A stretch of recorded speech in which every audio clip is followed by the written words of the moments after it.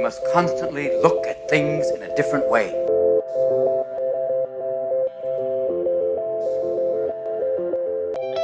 The Healthcare Education Transformation Podcast was created by two physical therapists out of the desire to learn more about the different educational roles in physical therapy and healthcare, and how healthcare education works by talking with educational leaders and people with different perspectives within physical therapy and across interdisciplinary lines on how education can be improved to disrupt the status quo of healthcare education. This is our journey, and thanks for listening. Are you a third-year physical therapy student that excels on tests when you have study guides, checklists, and deadlines? With all of the information available about how to prepare for the NPTE, it's easy to get disorganized and not feel prepared going into the big day. NPTE Prep Success is an online course that provides PT students easy-to-use study guides and step-by-step guidance through the NPTE preparation. To learn more, visit kylericeprep.com. Thank you again all for your continued support, and now for the show. I saw a neat article the other day for a new prosthesis for dancers specifically called the Marie T. Have you guys seen this yet? And if not, what are some of the other cutting-edge treatments and technologies you see being used for dancers? I definitely saw this. Jess and I actually spoke about this before to what do you think? What do you think? Which was fun. We did, yeah. Yeah, we're both on the same page. It's great. It's so good to see that they're coming. It's about time that they have something like this for an amputee. There are definitely, of course, limitations because this person's going to be stuck in essentially a point shoe. So I don't know how they're going to run even. There's going to be, the choreography will have to be altered significantly for somebody wearing this prosthesis. I don't want to say no, but it's going to be still a little bit limiting, but it is a great, great start. It also will cause new injuries that we have not seen yet for somebody who is an amputee, and give us an opportunity to learn where, unfortunately, they may have more wear and tear on their knee or their hip or their back, their low back over time. Especially because depending on where their amputation is, it could definitely shorten the length of their hamstring, quad, hip abductor muscles, depending on where they had to cut. So they may not have that muscular ability to support themselves just because of the lack thereof, which is normally there for a person who has not been amputated. But I do think it is so great that they have something like this out. As for other cutting edge treatments, I haven't really seen any big ones like this one. This is the most recent one. What do you think, Jess? Have you seen anything new? It was funny. I would agree 100% with you, Jenna, because when I saw that, I thought, what an amazing, beautiful thing, right? To be able to dance, because as we know, dancers, it's their identity. It's who you are. It's who you are from a young age. So to lose a limb and then not be able to dance would be, part of the identity crisis. To be able to have that opportunity in some fashion is phenomenal. As far as other cutting edge stuff, again, there really isn't much. The only thing that I've seen is just the motion analysis stuff that they're doing. Again, that's utilized trying to figure out what's exactly going on or what's causing different types of injuries. But there isn't a lot out there yet because, we're in a new realm with dance medicine science, and it's forever growing. So it's an exciting time, but there isn't much out there. I agree with you. Yeah. What are your thoughts on how and if dancing should be integrated into DPT education? So that's a really good point. Of course, I think Jenna would probably agree, being dancers and this being our passion, we would think this should be part of it. The complication lies, of course, how much time can you fit into your, all of the curriculum and, of course, pass your boards, as the emphasis is. I think that there needs to be an element to it because, one of my missions personally is to educate other clinicians on dance medicine, because for any young dancer that goes out and sees a physical therapist, it's so essential that they can connect and that they can identify and they feel like they're in a safe place and that they're going to make a change. And so more clinicians need to be aware and comfortable to some degree, as with any other athlete. So I think when it comes to the sports medicine aspect of the curriculum, there should be an element. And I think it would be nice to offer some type of outside curricular activity if a student is interested in it, and direct them of where they can go to pursue that interest. That would be what I would think. I love that. Yeah. I agree. I was fortunate at my school. I was able to have, they had electives during my third year before we went into our last 2 clinicals. So I did a foot and ankle elective, and these were with practitioners in New York who are incredible. And they also taught a performing arts elective. So actually those were my favorite classes of my, some of my few favorite classes of my whole PT education in school. And then, I mean, if you don't have that at your school, though, I do think that's not a complete limitation. There is a big advantage to not being employed and being a student, especially during your clinical rotation, if you are good with your time management. You can volunteer. There are a lot of volunteer opportunities in New York alone, which is where I am. There's Dance for PD. There's people who primarily, I forget the name of it, but basically people who get around via wheelchairs, and they have dance classes and performing that they do here that you could get involved with. And you can just go and, you know, if you want to go to Steps on Broadway and just even observe dance classes. I mean, there's so much you can do. You can start a blog. A lot of students start blogs, and that forces them to have to write about dance and then do their own research so that they, you know, have content, and then you could do a presentation. You can make the presentation that you do during your clinical rotation and push ahead for any outpatient ortho. Even if you don't get a dance clinical, be like, hey, this is my passion. You could talk to them and be like, hey, could I do it on this? Even if they say no, you could still write that presentation, and you could go around and give injury prevention lectures all over. You can regularly find opportunities to push yourself and your knowledge and your overall reputation in the physical therapy community and amongst people you know, just by creating your own opportunities. I love it. I love it. And I know you both had kind of mentioned parts of this earlier in terms of kind of some of the unique strengths and kind of the really positive aspects of treating this population, but also some of the things that perhaps can be really challenging at times to address. But besides what you guys had mentioned, what are some of the other pros and cons that you guys have noticed when it comes to even just teaching dancers on injuries and the rehab process? First, the pros, definitely pros that most of them, they do follow their rehab program and do the exercises. Not all. In musical theater, it's not as stronger as I would say the ballet cohort that I've seen, because you have kind of average Joes. A lot of them are actors and they've been told to do a dance. So it's a slightly different mindset. They do have a lot of knowledge and are very aware of their own bodies. That is another big pro. They also, for cons though, they believe a lot of myths. There's a lot of myths. I'll just say a couple. Stretching. They don't understand with their flexibility how to properly stretch. They don't understand, even though if it's told, it's hard for them to really grasp the concept of doing dynamic stretching before going into the activity and then static stretching as after their activity. This is a very big thing, and because we do have the repetitive overuse, but I personally believe because of this lack of knowledge, this actually is something that definitely can lead to a lot of the strains that we see and that I actually did to myself. I was doing static stretching, not dynamic stretching, and when I dropped down into that split, I hadn't trained my muscles to do that sudden split. So that is definitely a myth. Understanding when their limitation is, their limitation, say they can kick, they're working on their flexibility. For them, there's a myth where they don't understand. Sometimes their flexibility isn't the thing to address in order to develop their leg, also cone up next to their head.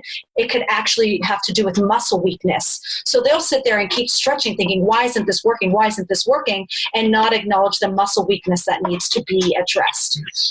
And then also icing. They don't understand icing. A big thing that I've seen in musical theater is they ice anything that hurts without understanding the difference between when to heat and when to ice. So they'll sit there and they'll ice their knee, and then they jump into a dance class. And we know what that does to them, those muscles. It just gets them to tighten up, and they don't want to move. So that also makes them even more vulnerable to make what's going on in their bodies even worse. And then, of course, odd food habits, as we were talking about before. There's definitely and I'm guilty of it myself as part of the community.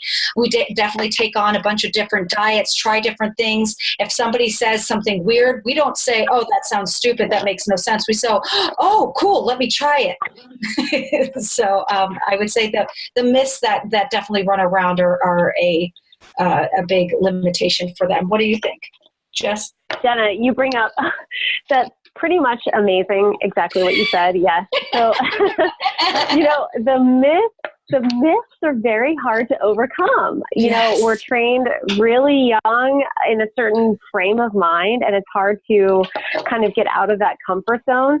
And there's that belief that, yes, the dance class itself prepares me adequately for dance. That's all I need. I'm good. And then there's that common myth that, I don't want to see any medical professional because I'm afraid they're going to tell me I can't dance. So, getting to understand that, give that dancer to like have some type of faith in you as a clinician, and that's where it comes to knowing their lingo and being able to identify and know kind of what their world is. But I would say, the only other thing I would add, that dynamic stretching is huge because we're trained to do that static stretching, and we know that doesn't lead to improvement in performance at all. But getting them to understand that outside they need to do some type of strength conditioning and cross training because, it's uncomfortable. They were trained, to feel that what they're doing in dance class prepares them, but they don't have the adequate strength, and feeling that confidence that type of resistance training is not going to affect their aesthetics. It's going to help reduce injury. And if they are injured, it's going to improve their time to recover. Is somewhat of a challenge, I would say, for sure. Yeah, I always say that if I would know what I know now when I was a dancer, I would have been a much better dancer. So I totally agree with you on that. Yeah. With you both doing, having businesses related to dancing and physical therapy, is the dancing rehabilitation market lucrative? And what advice would you give to a clinician looking to open up their own clinic for dancers? So I would say it definitely is lucrative. There's that potential for that. First of all, there aren't a lot of us out there at this point in time. So tapping into that market, knowing what your community is lacking or where you could help them. So the other thing to consider is, of course, as I mentioned earlier, dancers do not have a lot of the financial stability. So part of when you do open up a practice is knowing that you do need to do a fair amount of pro bono work, and that's very rewarding as it is anyway. But knowing that there is a fair amount of lucrative opportunities, I would say getting involved in the local dance studios, doing community talks, getting them to know who you are, doing screens, and at varied times during the year is helpful. Offering different talks during that time period. One of the things that I did was getting into the local university here because the dancers here at Duquesne University, where I am, they're not considered athletes, so they don't have the means with athletic training and different medical providers. So I said, why don't you have me come in as someone that you can consult with, and I come in backstage and I work with them during their performances. So there's different means. You just have to get creative. But I do think that there's definitely potential there for it being lucrative, but you do have to do your fair amount of pro bono work. As with anything, I think that it's very important and it's fulfilling anyway. Yeah. That's what I would say. I agree with you. I say yes, it's definitely lucrative, but it does take work and all that work that you were just mentioning, Jessica. I do think that, yes, performers do not have a lot of money, and most of them don't have health insurance, especially after they're not on their parents anymore. But my big thing that I am starting to ask is that what's really stopping them from getting the health insurance and getting the help that they need and paying that money? So they do make little enough in order to get easily covered by Medicaid or some sort of government insurance for sure. However, if you hang out with these musical theater performers, they have the newest phones, the newest PlayStations. I even know someone who had a real fur coat. I was like, are you kidding me? And I would say the best example of knowing that it can be lucrative and it really has to do with personal value is there's this awesome gym. Oh my God, they should pay me for this. Mark Fisher Fitness here in New York. And it is a cult. And I mean that in the best way, so not by the true definition. Literally, their mascot is a unicorn. They use perverted terms in order to give cues at their gym. It is all musical theater people acting crazy, wearing inappropriate outfits, and getting their work out on, and they get results. It costs $500 to take only 3 classes a week for a month. $500. Wow. And they have a huge following. Even my husband and I are asking for Christmas for money towards Mark Fisher Fitness because it's so fun and they get results and we believe in what they do. So I really think that even though, yes, performers need to get paid more and all that stuff, but if you provide what is valuable to them, if you stay consistent and you get truly specific in your niche and get those people to go, oh, that you're speaking to me and I want what you are offering, then yes, you can find a lot of success. So I would definitely use Mark Fisher Fitness saying, you know what, anything is possible. You don't need insurance. Cash PT, there's an opening big time for it. You just need to hit what sparks their interest. What would you say to somebody who is interested in learning more about dancing rehabilitation? What are some of the best resources that they could try to find, like books, classes, websites, so forth?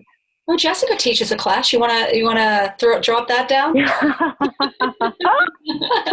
Thanks, Jenna. That is yes. I do teach a course on management of the performing artist because, again, as I mentioned, my mission is to teach outside clinicians how to be comfortable with dancers and what you need to do. I would say, and Jenna, you can jump on too, the items. So International Association of Dance Medicine and Science. Oh yeah. It's phenomenal. It's not that expensive. There's just so much research that you get access to and so many resources.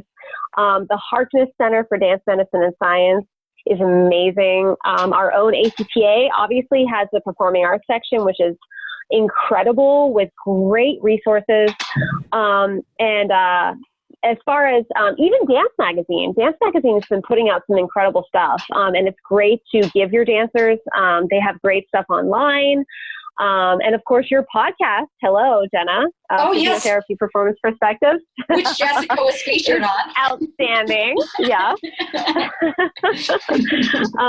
So there's a book even too that's Prevention of Injuries of the Young Dancer, which has been great. I'd recommend that book. Anything else, Jenna? I wrote out this list. Let me see. So, I like to go outside the box. I said, let me skip over things that you said. I said this before, put together a presentation on common injuries and or specific dance injuries or the physical demands within the specific dance form that will motivate you to do the work to get more knowledgeable. And, when you have an end goal that will definitely increase your motivation to learn more, you need to stay on top of evidence for dancers. So definitely IADAMS, the International Association of Dance Medicine and Science that Jess said for sure. Assess your dancer friends for free. Assess your dancer friends for free. First of all, they're around you all the time. The trust is already built there, and you'll get that practice like that. And it will just make you feel so much more confident about jumping in and working with these performing artists. Definitely read books on sales and marketing, because when you're getting into dance, I spoke about Mark Fisher Fitness and having that niche and people paying a lot of money. You still need to know your stuff business-wise then, because you got to know how to sell them. You got to know how to run a business. Even if you are working for someone else, why are they still going to come to you compared to all the other physical therapists? You need to be on top of yourself, your own entity as a business.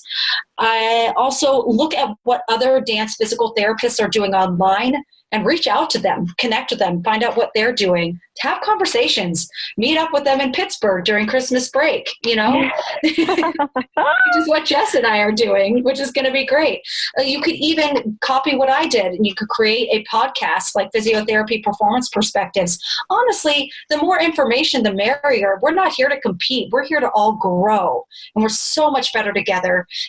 Dance is such a specific niche, and as Jess was saying, there's really not a lot of us out there in the first place. And if you think about all the performers out there as a whole, I mean, I'm musical theater, but even dancers as a whole, we do not have enough physical therapists as of now to handle and treat all of them. So we need you.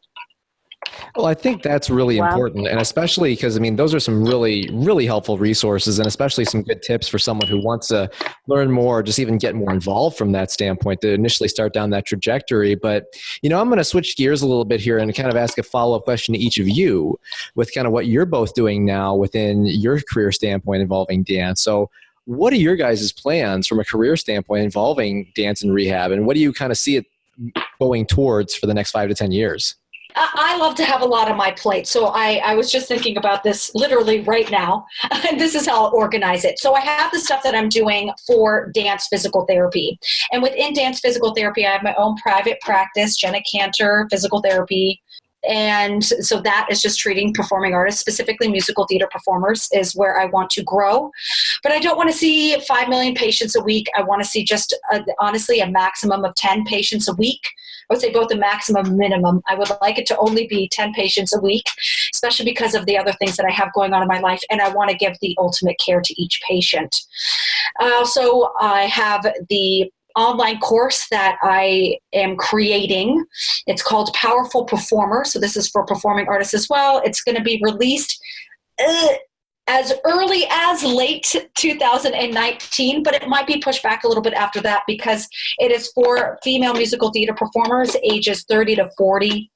And its sole purpose is to truly educate these individuals who have been injured before on how to take better care of themselves. Big, big picture. This includes not only all the obvious physical therapy stuff with their anatomy, some basic kinesiology, but I also go into insurance. I go into understanding health insurance. We go into finances. I have a professional coming in. Some of you guys might know Will Butler's coming in for that. I have somebody coming in for pelvic health, another person coming in for taping. I mean, it's very, very well-rounded, and it's would be a definite financial investment that is worth a lot more than what they will be paying, and help them out to have longer, healthier careers. And then I have the podcast Physiotherapy Performance Perspectives is my third thing that I have for these performing artists, and that is a free resource because yes, that is addressing the financial constraints, and I just want to keep giving information out there from amazing physical therapists who have a lot of great information to share. The last thing that I'm doing is kind of related, but not completely, and that's Fairy Tale Physical Therapy. That is where we bring musical theater shows to children in hospitals and teach choreography that is secretly composed of therapeutic exercises. Right now, it's in the profit of becoming a nonprofit organization. The ultimate goal is to have all PT and PTA students throughout the United States, bringing them to all the hospitals throughout the United States. It's a big dream, but that's why it needs to go nonprofit, because I got to get paid if I'm going to be doing that. That's going to be probably the most time-consuming thing in the best way. So that is I would say that one big picture, that's where I want to be, is with Fairy Tale Physical Therapy, really giving that great emotional and physical release on a regular basis in these hospitals. Wow. Jenna, that's amazing. So for me personally, so I opened up Perform Physio, and it's a cash practice with my business partner, Carly Greenewalt. And our mission is, it's to basically, for me personally, to be able to treat patients the way that I want to be able to treat them. And specifically for dancers, what I want to do is kind of tap into prevention, working with those young adolescent dancers and tapping into kind of correcting positional faults or things that may, if identified early, prevent injuries and prolong their careers. But also working with dancers who are currently professionals as well and rehabilitating them in the way that, I want to be able to work. And then my other mission is, I'm teaching with Institute of Clinical Excellence. I have the Management of the Performing Artist course, which I created, which was a dream of mine, because I always wanted to be able to educate other PTs on how to work with dancers, because again, with that whole prevention mindset, if more of us are out there and we have that young dancer that comes to us who has that fear, am I going to be able to continue to dance?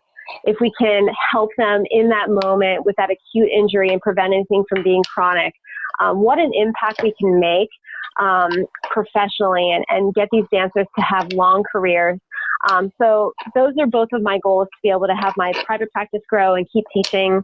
And that's what I've been doing this past, couple of years. And it's been pretty exciting diving into this and pursuing my passions. So, obviously there's been a lot that's been talked about here, and I really like that. And actually, Jess, at some point, I'm totally going to take that class, just because even though I don't see dancers much, I think it's good to at least understand the basics and understand some of these things. So in the event that I do, I at least feel like I know what I'm doing to at least do something. So yes, that's definitely going to happen after fellowship, though. But it will happen. But, the interesting thing about this podcast is that, obviously with us being called the Healthcare Education Transformation Podcast, we kind of made our last question kind of our big cheese, if you will, to kind of really get at some ways that we can work on improving education. So I'm going to pose this question to each of you, because this is our big one here. So the question is, if you could change one aspect of healthcare education, whether that be DPT or otherwise, which aspect would you change and how would you change it?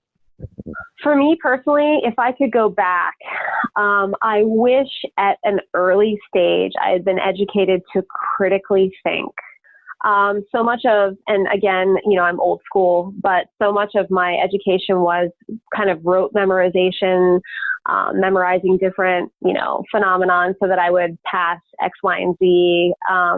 But when it came down to getting into the clinic and having to be able to think on the spot, and really get to know my patient as a whole, I really don't feel I was adequately prepared for that. And I think if early on we can get young clinicians to start thinking outside of the box, because none of our patients are textbook anyway. So to be able to figure it out, use your brain, get creative, because physical therapists by nature are creative. So use our brains and think in an outside of the box type fashion. What a brilliance we could all become if we think that way. So that's kind of what I would like to push. For me, an opportunity for every student to have a dance clinical rotation. That doesn't make or break your career. It doesn't mean you can't work with dancers, but I just know I was fortunate to have a dance clinical rotation, but I can only imagine how heartbreaking that must feel for my friends and people who I know right now who have not been able to make that happen. It really just feels like the end. And I think everyone should have a right to that. And so I hope that as these dance clinics, more of them, independent clinics like Jessica's and mine open up, we are able to fit it in and make a way to let these students in to learn and really see if this is what they want, and then feel more excited and even braver and more inspired to take on the career, specifically in the direction to work with dancers. Yeah, awesome, ladies. I can't thank you enough for your time tonight and for coming on the show. But where can people find you online and on social media if they have more questions or just want to follow up and chat with you, ladies? Everywhere. I think the better question is, guys, where do you have to look to not see them? Right. Where are they not at this point? It's only funny because it's true. If it's not Jenna, it's Jessica. If it's Jessica, it's Jenna. I have my website, jennakantor.com, that leads you to everything. And if you want to find me on social media for everything, I'm just facebook.com/Jenna Kantor, Twitter, Jenna Kantor. The only one that's just different is Instagram, but I only just post pictures on that. I haven't jumped on that bandwagon yet because I just love me some Facebook. I just put all my energy on Facebook, you know? What about you, Jess? So my website for my work is performphysiopt.com. You can find me on Instagram it's at jdavis7476. Also at performphysiopt, also on Instagram. Twitter's at Davis Only. And then on Facebook, performphysiopt. So yeah, on that note, I have to say I was really impressed. This is an aside, but I had a young student that reached out to me on Instagram. So seriously, please feel free to reach out to me. And she said, hey, I want to do a clinical with you. And I said, you know what? I don't have enough patients right now, but I directed her to another amazing clinician in Chicago. And I think that the more of us that connect and lead these students to, their dream type of clinicals, I say the more power to you. So seriously, reach out to both of us because we'll direct. Jenna and I are always back and forth talking about this type of stuff. So. Oh yeah. Yes. Reach out. We'd love to hear from you. But I appreciate the insight that you both have brought on, and I love what you guys are doing in this niche specifically, and I can't wait to see what you both are going to continue to contribute. So keep it up, and thank you both for your time and insight tonight. We really appreciate it. Thank you for having us. Thank you so much. This is awesome. Yeah. Access to healthcare is one of the largest issues facing both providers and patients, as millions of people worldwide lack timely and affordable access to healthcare. Anywhere Healthcare, a telehealth platform, is a simple, low-cost option for providers and patients that eliminates the barriers to access to all kinds of healthcare. To find out more, check out anywhere.healthcare, which is available on our show notes. And if you use the code HET in all caps when you email to sign up, you'll save 25% off the total cost. Thank you for attending class today, and we hope that you learned something and gained value from the content. If you'd like to schedule office hours with us, feel free to add us on Twitter at HET Podcast, on Instagram, HET Podcast, on Facebook, the Healthcare Education Transformation Podcast, and the homepage, healthcareeducationtransformationpodcast.com. And for those of you following along in the syllabus, extra credit can be obtained by liking us, sharing us, and leaving a review. Let's continue our journey up Mount Educational Success as lifelong learners.